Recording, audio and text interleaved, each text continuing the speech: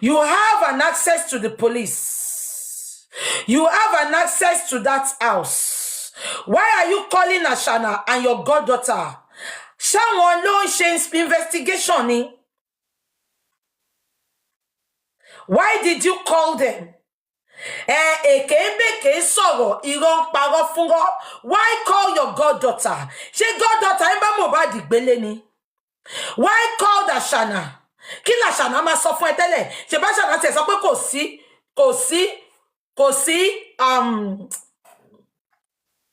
sí CCTV ni. Oh, kí ni tí ń ṣe nǹkan kan tí mo like it. Can somebody help me call Awon Kuti? Because this kí ni tí ń ṣe? Kí ni tí ń ṣe nǹkan kan tí mo fẹ́? Okay, ẹ jẹ́ ká filẹ̀. Kí ni tí ń ṣe bẹ́ẹ̀ ti gbọ́? She was so certain. She was talking with her full chest. Mohbad died inside the house. Ẹ má gbàgbé pé this is the same girl. Ashana tó rojọ́ fún.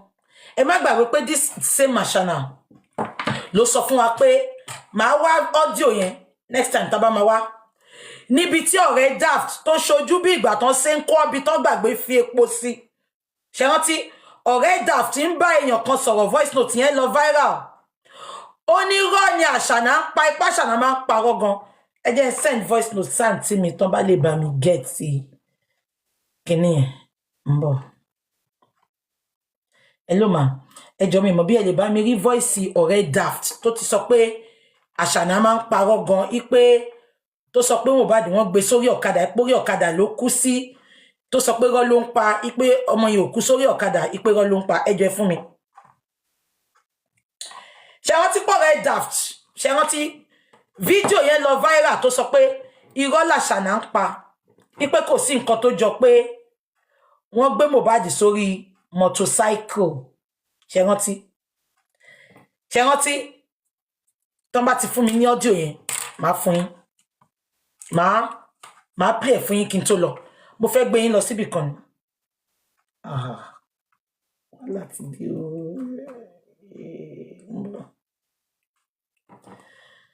Gbọ́dọ̀ lọ gba fóònù mi báyìí. Wàhálà ti ṣẹlẹ̀.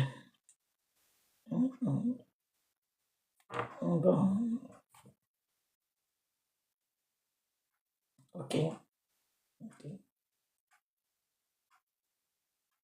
Okay, ń bọ̀. Yeah.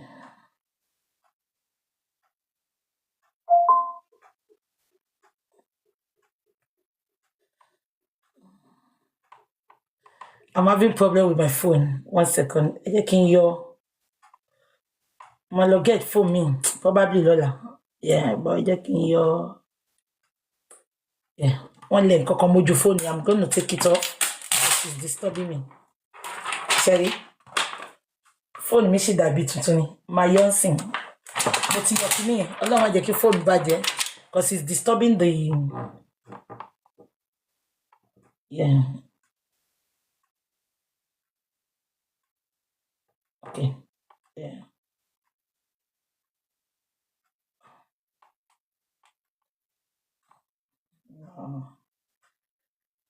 Wow, something is wrong with my phone. Oh, ṣe mo ní phone yìí dání. Kí ló dé tó ń ṣe báyìí sìn? It's not even allowing me to do anything, Sha. Oh shit.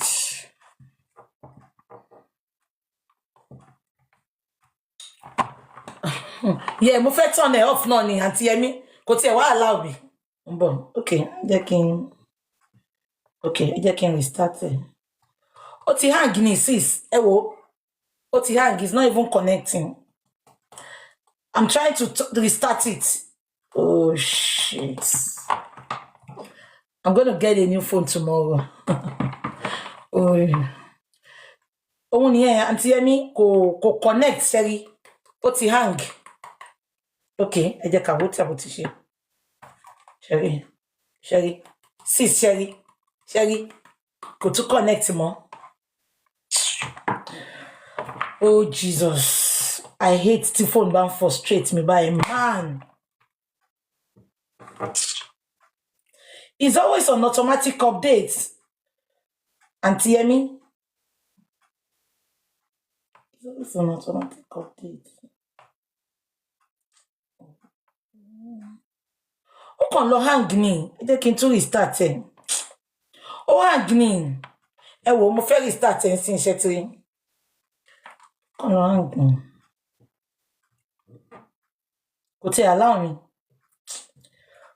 Shit. It's not allowing me, man. Kí ni màá ṣe ń sìn náà? I want to switch off. It's not even leave it alone. Okay. But if I play in phone. Yeah, the screen. It told me to show your protector here. That was why I took off the protector. But press the side button. I've pressed it. But press it. Again to share. But press side button here. Side button here. But press. Only. Oh, mon press it.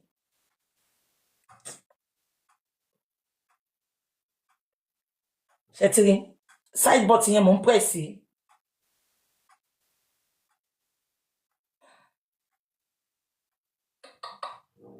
It's not even.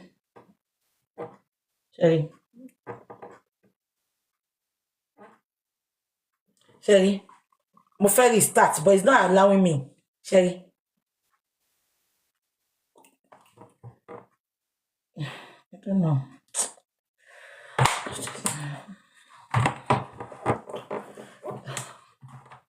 Yeah, Mama. I know it's the power and volume, but it's not. Sherry. It's not even allowing me. It's not connecting. It's not doing anything. This is not what I want. Please. This is not what I want. So connect. That became formally.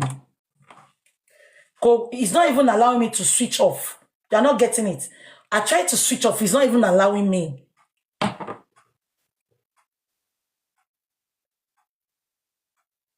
Somebody said I was using that phone. He's always giving problem. Me tell Nick Bawemo. Me can like iPhone. Then the latest me if I fold more, but the other one, yeah. Exactly. The phone can be temperamental. But she me go show that quick formula, inun be me go. I just can control banga me. Inun be me go be shen way. And imagine. Okay, I should plug it. Let me try. Of course, 3, 4, 5 ni money. Because the fifth one, Samsung do ba mi tún ṣe. Screen yẹn jábọ́. Kò yé jábọ́ lọ́wọ́ mi ó ti sú mi. Kò yé jábọ́ lọ́wọ́ mi. Wọ́n lọ bá mi tún yẹn ṣe ni so mo wá mú old one tí mo lò tẹ́lẹ̀. So old one ni the new one yẹn ó jábọ́. Ẹ wo bó ṣe ẹ wo kò tiẹ̀ wá kò tiẹ̀ jẹ́ ẹ wo. Ó ní swipe okay, ẹ jẹ́ kí n ṣe ń sìn. Ó ní swipe to unlock. Ẹ wo nǹkan tó ń gbé sí. Ẹ wo Sherry kò tiẹ̀ allow mi rárá. I tried to switch off òun ni. Ẹ wo kò tiẹ̀ trying to I don't know.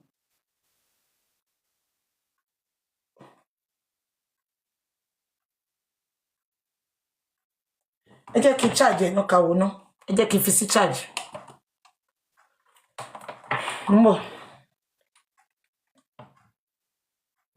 Oh, I charge. It's fully charged. No, there's no storage here.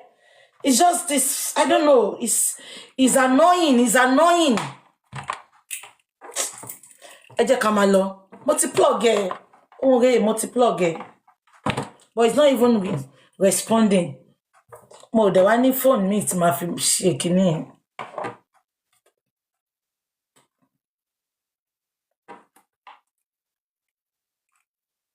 I should leave it for a while. Ẹ jẹ́ kí n jó fún yín gbà. Kókó má wà boring. Ẹ jẹ́ kí n jó fún yín. Ṣé ń gbọ́? Èèyàn kan ní I hope our information is not there. Ẹ má worry. Information yẹn save, ẹ má worry. Ayiye.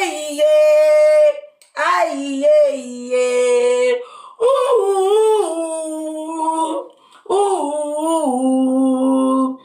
maniga sharpompo. Omaniga shampampa. De mana. Oh no, mono nagbaja. Iye. Ooh.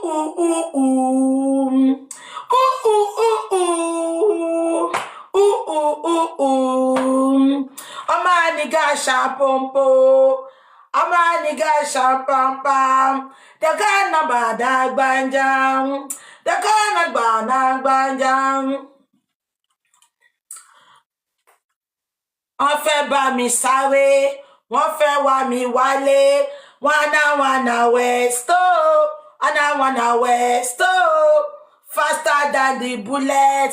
Wọ́n fẹ́ bá mi wá, wọ́n fẹ́ bá mi sáré, wanna west oh, wanna west oh. Èmi ọmọ ghetto, mo ti dá jínú mọ́tò. My grace in automatic. Wọ́n fẹ́ bá mi ya photo. Èmi ti gbéra àti mọ́fà ti láti fọ́tà ti wọ́n lé wọ́n bá ti wọ́n mú wọn fílẹ̀ ìmọ́lẹ̀ kò wálẹ̀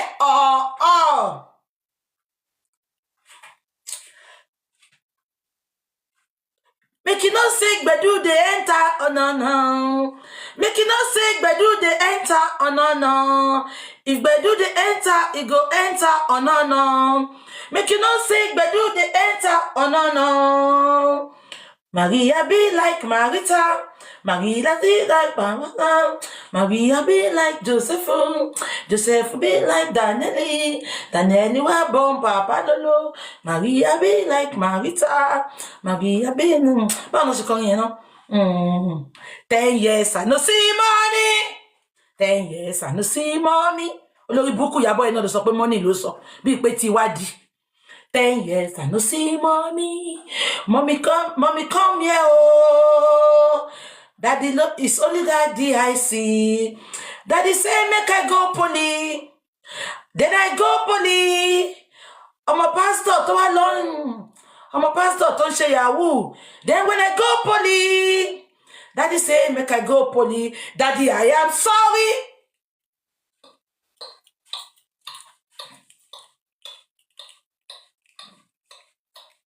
Vamos dançar sem Johnny.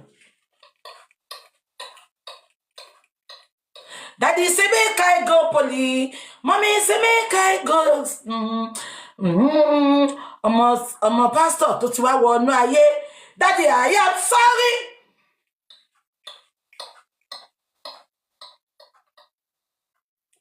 Ariya aye, ariya ama. Ariya aye, ariya ama. The banda madambe. Ariya aye, ariya ama. Ariya aye, ariya ama. Omi wùlẹ̀ tí fẹ́rẹ̀ kí n kọ. Èèyàn kan ní láìṣe orin ìbílẹ̀. Èèyàn kan ní láìṣe orin ìbílẹ̀ ni mo bàjẹ́ yàmàyàmá báyìí. Ó yẹ ẹ sọ orin tẹ́ fẹ́rẹ̀ kí n kọ. Mi mọ àwọn táìtù orin Mohbad tẹ́ bá kọ. If I play football, I go run me Messi. Many Norado. If I play football, I go many Messi.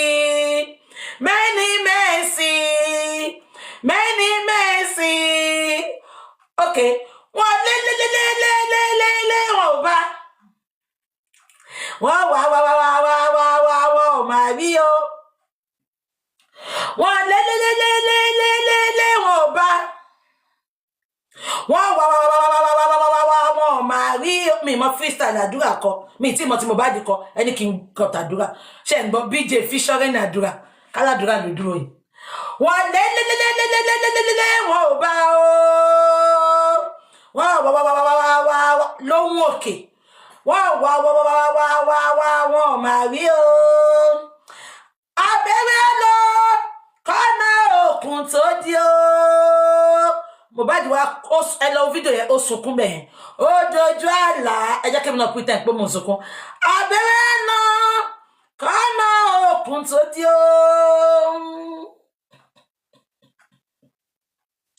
ó dojú àlá ká tó ríra wa ó yẹ wo sí ni kí n kọ mi mọ title ẹ̀yin fún mi verse ẹ̀ máa parí ẹ̀ fún yín. Ani mi mo title tẹ́yìn bá kọ verse mo ti rí ẹ̀ opipi ó pọ̀ pa opipi ó pọ̀ gan opipi ó pọ̀ pa opipi ó pọ̀ gan opipi ó pọ̀ pa tí gbé lẹ́gẹ̀ẹ́ jẹ́ máa pé pi pa ló máa fi ń pè opipi ó pọ̀ pa mi ni mo ti bẹ̀rẹ̀ opipi yẹn.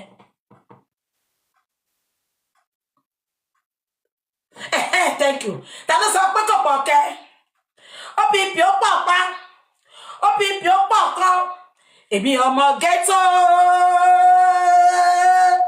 bó ti dájú ló mọ́tò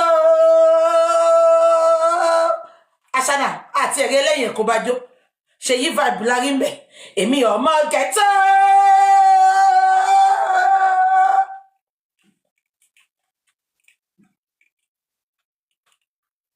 bó ti dájú ló mọ́tò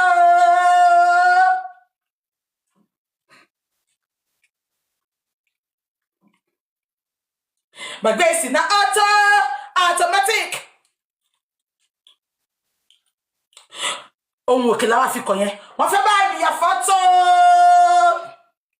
náà ẹ ti gbé pọ̀ mọ́ra wọn o ask about me ask about me ask about me ask about me wọ́n lè bèrè wọ́n ò bí mi ọmọ ọlọ́run kò lè sú mi ask about me ask about me ask about me ask about me ẹ wo bí ṣe ń feel comfortable mo ń ṣe pé mo dẹ̀ ń feel comfortable mo wá ń kọ́ mo wá ń smile ṣé orin tòótọ́ mo rò bí mò ń kọ ni ṣé lyrics yẹn gangan mo rò bí mò ń kọ ni àbẹ́ bí mo ṣe kọ́ with confidence.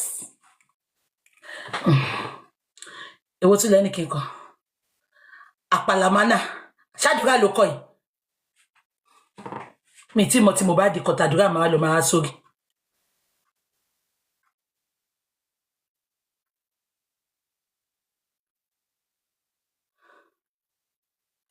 mi gẹ́tì ìtẹ̀dẹ̀ ń sọ yẹn kí n jó fún yín. àwíyá àwíyá àwíyá wàwà o àwíyá àwíyá àwíyá wàwà o olóṣì olórí burúkú ni ẹ àwíyá àwíyá àwíyá wànà o àwíyá àwíyá wíná wànà o. ẹ jẹ́ ká wo wìrì fóònù mo tẹ̀ tí fẹ́ máa lọ ẹ jẹ́ sáré sọ̀rọ̀ fún kẹ́ tí mo fẹ́ sọ fún un torí ta bá ń sunkún àmà rí wọn.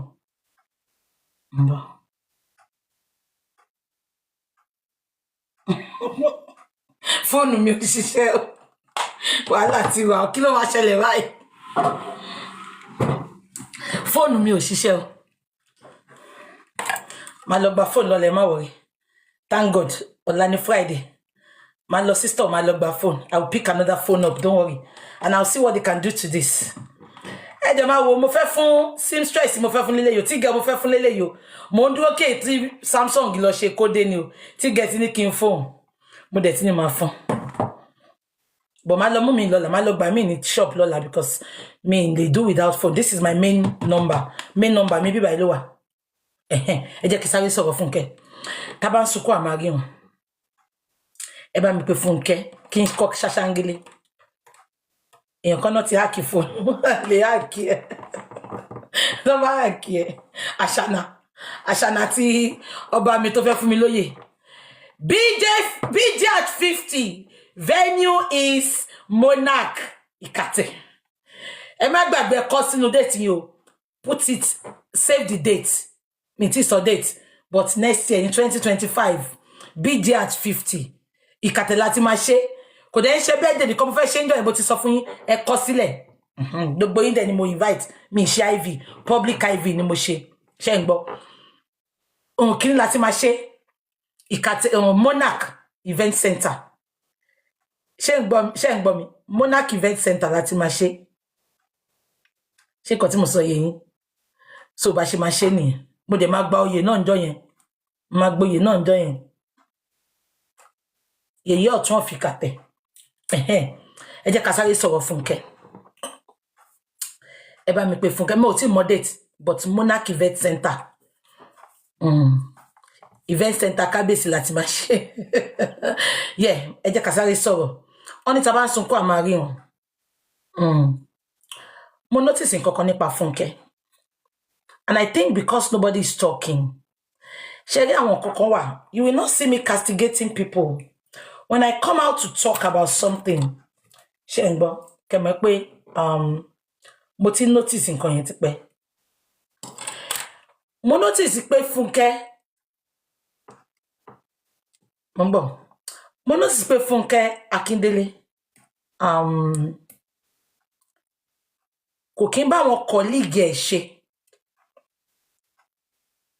ṣe ń gbọ́ mi ìgbà kan téèyàn kan accuse ẹ̀ my phone is bad VDM has been detained kí ló ṣe tán detain ẹ̀ mi lè kà ń bí báyìí this phone is acting I don't know what is wrong with this phone right now I don't know so I cannot just check anything I don't know mi mọ̀ nǹkan tó ń ṣe phone yìí something is wrong with my phone so I can't even check the news kí ni VDM ṣe because of the uniform ṣé VDM ló máa kọ́kọ́ wọ uniform ni ṣé lórí burúkú ni wọ́n ní wọ́n ti wá bọ́ ṣe máa mú ni ṣe bá àwọn tó ń ṣe àwọn ní tíátà ń wọ uniform police now àbí àwọn tó ń ṣe content wọ́n wọ uniform police now so why tó ṣe mú ìtorí uniform tó wọ̀ àwọn tó ṣe tíátà ń wọ̀ now okay he has been released ẹ bá mi lọ kà èmi ò ní phone tí ma fi check in sin ẹ bá mi kà kẹ́ má fún mi ní fake news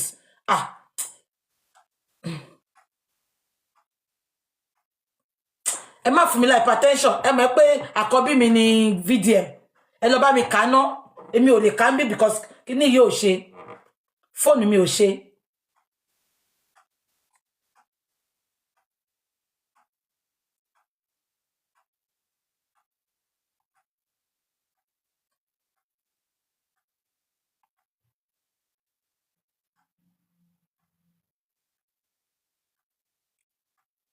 okay one VDM story is not confirmed is okay àǹtí ẹ ṣé ma n ti gbọ́ kí ló ń ṣe fóònù yìí kí tí fóònù yìí ṣe báyìí fún mi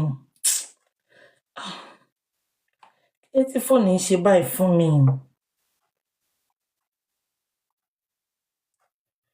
I don't know why this phone is doing this to me I don't know kankan mi lè rí nǹkankan I don't know oh Jesus Christ ẹ jẹ́ kí sáré sọ̀rọ̀ fún kẹ́kí máa lọ ẹ jẹ́ kí fóònù yẹn ò ṣe it's not still working so I'm just it's frustrating me now so let me just go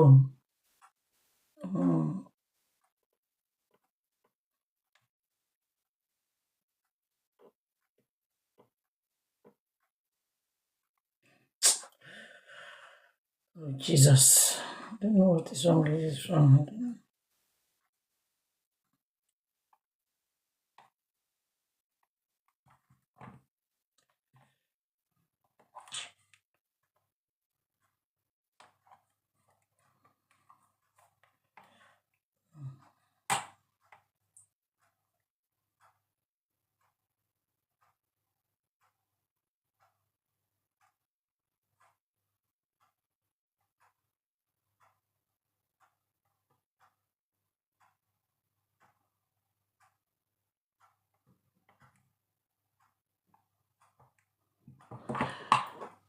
ẹ jẹ́ kí sáré sọ̀rọ̀ fún kẹ́kí máa lọ get phone mi lọ́la ẹ má worry I'll get a new phone tomorrow ṣé gbọ́ yeah don't worry mo ti pray say it's not restarting don't worry I'll get a new phone tomorrow yeah kí n tó wá ṣe show ní Saturday ma ti get phone ṣé gbọ́ because this is even my main phone so this is ibi by my main sim missy so I'll go and get a new phone tomorrow ṣé gbọ́ don't worry it's just that mo nílé access nǹkankan báyìí my bank and everything is on this phone so I won't be able to access it, but it's okay.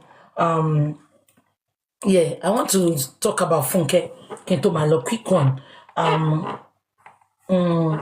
It's my observation, and I think many people would have observed it as well. Mo notice pé Funke kò kí n bá wọn colleague ẹ̀ ṣe. And that is not the bone of contention this afternoon. The bone of contention gangan ni pé mo ti rí bí kan tí Funke ti sọ rí pé wọ́n sọ pé wò kí n bá wọn colleague òun ṣe pé torí pé ó ní ibi tóun ń gbé jìn, ẹ máa gbọ́ ó ní ibi tóun ń gbé jìn, ó ní so kóun tó débi tán ti ń ṣe party yẹn ó ní wọ́n máa ti ṣetán. Honestly, it is understandable, but where I had problem with her ni pé láìpẹ́ files ṣe nǹkan kan labroad. Funke dẹ̀ travel láti Nigeria ó lọ attend the kíní tí files ṣe labroad yẹn. Ṣó ti yín ẹ bá mi confirm story tí mo ń sọ yìí. Now kí mo wá fẹ́ sọ kí Funke kúkú declare files ṣe nǹkan kan ní London. Funke travel to go and honor files invitation.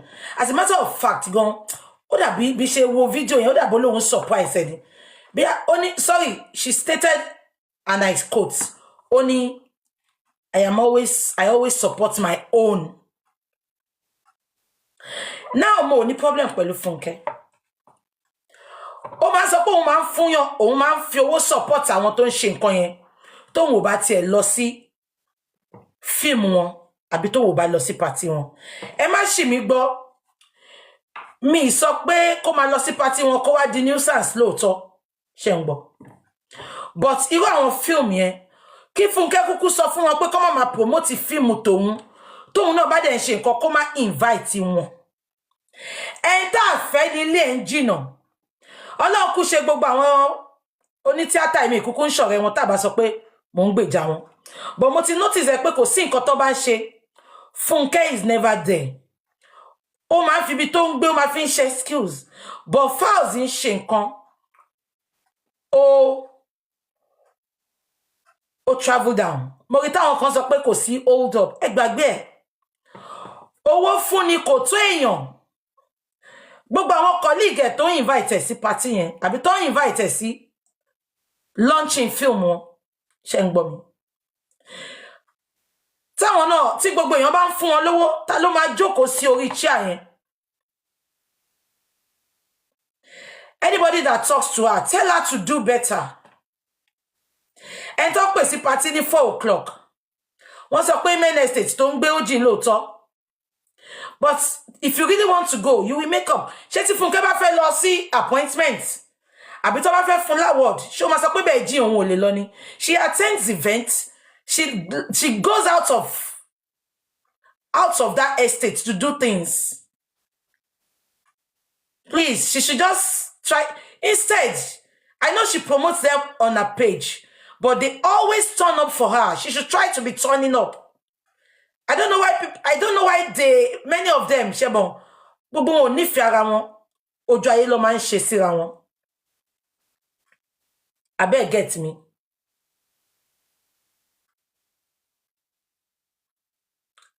Èèyàn kan sọ pé Bukky, but you don't answer your phone calls as well. Now, I will tell you why I don't pick calls. Number one, mo ti sọ fún yín rí bí gbogbo yín ò rántí ni. Èmi ò mú phone dání báyìí. You see that mo gbé phone sí speaker because mo kì í lo earpiece. Earpiece man ta mí létí. Ṣé ń gbọ́ mi? Mi lè fi earpiece sétí mo ti ẹ̀ mọ́ earpiece náà. Now, ẹ wá gbàgbé pé mo kì í gbé phone. Àwọn kan máa ń ní lock. Mo máa ń gbé phone wọn. Tí n bá gbé phone ẹlòmíì, ọ̀rọ̀ Mohbad lè máa bá mi sọ. Mo máa ń sọ statement yẹn tí mo dẹ̀ fẹ́ máa sọ mọ́. My life does not revolve around Mohbad. Ẹlòmíì á pè mí ní òru. Ọ̀rọ̀ Mohbad lè máa bá mi sọ. Ṣé rò bí mo láyé ni? Kò dẹ̀ ṣe pé wọ́n sọ̀rọ̀ Mohbad fún mi tán fún mi ní important information. Àwọn nǹkan tí mo ti mọ̀. Àbáwọn irọ́ tó ń gbọ́ lórí internet. Àbáwọn news tí ò true lè fẹ́ sọ fún mi. Màá wá fún ẹlòmíì l'audience. Ẹlòmíì ò mọ bó ṣe ń sọ̀rọ̀ kékeré. Depression wọn, èmi ló fẹ́ wá kó bá. Ẹlòmíì ò mọ bó ṣe ń sọ̀rọ̀ tó bá fún l'audience kékeré báyìí. Ó lè sọ̀rọ̀ 30 minutes. Forgetting pé wọn náà ní nǹkan tó fẹ́ ṣe. Abẹ́ gbọ́ mi. Ìtorí ẹ̀ mo ṣe máa sọ pé if you have anything important, send voice notes. I get a lot of voice notes every day. So tí n bá ka voice note ẹ gan má bínú. I'm sorry. So you cannot compare me with Funke. Abeg got Funke mọ àwọn ilé wọ́n ti jọ jẹ wọ́n ti jọ mu. Àwọn ilé yìí ń promote ẹ wọ́n bá ṣe. Ẹ̀yin ò lè wá fi call pa mí. 99% yín tẹ̀dẹ̀ ń pè mí. Ẹ ní kankan irọ́ lè fẹ́ pa. News tó ń fly tí ò stay ní evidence lè fẹ́ sọ fún mi. Nǹkan tèmi gan ti mọ̀ lè fẹ́ fún mi. I have mo ti sọ fún yín, my life does not revolve around Mohbad. Fine, behind the camera, mo máa check on baba, mo máa ṣe ojúṣe mi pẹ̀lú wọn. You cannot be calling me now kẹ́ máa sọ nǹkan tí mo mọ̀, nǹkan tẹ́ confirm. Ẹlòmíì dẹ̀ fẹ́ pè yín láti record yín ni. I am not scared of people recording me because mo ò ní bá yín gossip. Ẹ fi ra yín sí shoes mi now. Kéèyàn bí 1000 máa pè yín ní èdè ìṣẹ̀lẹ̀ gbé fóònù yẹn ni. Láì ṣe secretary. Láì ṣe pé ìsanwó fún mi. Come on now. Come on now, máa ṣe show tán sìn. Mi bí ṣe parí show yìí, àwọn kan máa sáré máa pè mí. Make it make sense. Mo sọ̀rọ̀ fún bí almost 4 hours mi mú omi. Ẹ tún wá sáré pè mí wọlé pé fẹ́ bá mi sọ̀rọ̀. Make it make sense. You are getting me? So when you see me not picking phone, it is not intentional. It is not. Bí ṣe ń lo àwọn phone látàwọn sìn, oríṣiríṣi message ló ń wọlé. Oríṣiríṣi nǹkan ló ń wọlé. I can't go through everything. Ó dàbí kéèyàn kan sọ pé VDM kò ń dá gbogbo èèyàn lóhùn. Ẹ mọ̀ pé àwa èèyàn báyìí, we get a lot of messages, a lot. And tó bá kàn ní luck randomly. Ó dàbí ẹni tó fún mi ní information tí mo sọ pé mo fẹ́ lọ gbọ́ kí n wá sọ fún yín lọ́la. Kí n wá sọ fún yín weekend nǹkan tó sọ síbẹ̀ pé good information. Ẹ mọ̀ gbà tí bèbí yẹn ti send message sí mi ni. Ẹ mọ̀ gbà tó send message sí mi. Funny enough, orí TikTok ló wá ti send message sí mi. TikTok tí mo ti ń lọ, mi kí n wo inbox mi lórí TikTok. But àná báyìí, ẹ̀mí yẹn kàn sọ pé kí n wo inbox mi ni. Bí ṣe tán tó ti flag first page. Mi kí n wo inbox mi rá lórí inbox. Lórí TikTok. Mo kàn lọ ní. Àṣọmọ yìí ti send message láti joy. Mo wá reply ẹ̀. Irú lady yẹn sìn á sọ pé mo ignore. Ṣé mi tí mo ti ń ka message lórí TikTok. So please, it is not intentional. Ṣé ń gbọ́? So ẹ má fi mi wé Funke. Èmi kàn Sele because anything kún jù. She can do better. She needs to do better. Wọ́n lè tí gbogbo náà bá sọ pé ọ̀nà àwọn jìn, àwọn ò lè wá sí show ẹ̀. Èèyàn mélòó ló fẹ́ jókòó sórí chair ẹ̀. She needs to do better. Ẹ̀yin followers ẹ̀, ẹ̀yin fans ẹ̀. She's somebody I like. But you sọ pé ká like ẹ̀ ká má bá sọ tọrọ. She needs to do better. Àbíkò yẹn. So okay, wọ́n ní ọ̀rẹ́ Coco P confirm. And they said they will charge him to court tomorrow. Okay, ọ̀rẹ́ VDM ti confirm pé ó wà ní police custody. Wọ́n fẹ́ ṣèkà fún ni. Àṣírí olórí burúkú man or House of Rep yẹn. Wọ́n fẹ́ ṣèkà fún ni. Let's see what they are going to do to him. Ẹ jẹ́ ká wò. Wọ́n fẹ́ ṣèkà fún ni. Ṣé VDM ló máa kọ́kọ́ wọṣọ ọlọ́pàá? Àwọn ọ̀gá o. Nigeria. Ṣé VDM ló kọ́kọ́ máa wọṣọ ọlọ́pàá? Let's start from there. But gbogbo àwọn tó ti call out, àwọn tó wà ní corridor of power tó ti call out, àwọn ló fẹ́ ṣèkà fún sìn. Àwọn godfather. Àwọn tó ní kí Ishi Bobrisky kó fi prison lẹ̀ kó lọ sí apartment. Wọ́n ti pe àwọn ọlọ́pàá báyìí, wọ́n á ní kó deal pẹ̀lú ẹ̀. Àbí àwọn ló fẹ́ ṣèkà fún. Ìbá 200 million tí VDM race ó ti kó sí wọn lójú. Ẹ lè rówó yẹn gbà. And the uniform is not even real. Many people, as you all know VDM, kí VDM tó ṣe kan, ó ti máa gbé yẹ̀wò. Èmi bí ní sẹ́ àwọn content creator tó ń lò ńkọ́. Àwọn onítíátà tó ń lò ńkọ́. ṣé wọ́n charge wọn sí court yìí let's see how it goes now ẹ jẹ́ ká máa wo bó ṣe ń lọ. It is not because of what he put on. It is because our godfather, Sekemba, Afin, don't call out. Ipo ń pe ọmọ Nàìjíríà ẹgbẹ́ ní ọ̀bọ tó nickname ẹ̀ lóríṣiríṣi tó gba létí gbogbo àwọn tó fẹ́ deal pẹ̀lú ẹ̀ nìyẹn. Nàìjíríà la wà now. Ẹ jẹ́ ká máa wo bó ṣe ń lọ. Ọlọ́run á ju gbogbo wọn lọ. Wọ́n náà máa charge sí court lọ́la.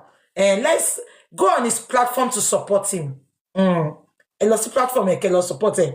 I will go and support him as well. We will see how it goes. Shegbo. Yeah. Permission to fall out now. I want to thank everybody, especially today is my first day of using this page, and it's so shocking. Look at TikTok. I was 700. My first time of making a live video there. I celebrate my TikTok family. God bless you all. Jehovah will support you in all you do. And to my Insta fam, Facebook fam, I celebrate you all. God bless you. I was 700. No. You are always hungry for me to come out. Me ni jọra mi lójú. Tabale ti rí nínú yín náà tí mo ti step on your toes. Please call my attention to it. And I'm not too big to say sorry. Shetigbo. I want to say a very massive thank you to all my gifters on TikTok. Ebi oni pa yin, ojú oni ti yin.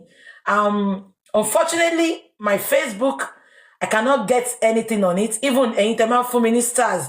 So if you want to give me stars, because stars, yeah, I'm a fish anoni. Anyway, until your star me kuombe, and which more now say that's joy. But if you still want to give me stars, tell them for me. You can always ask for my PayPal.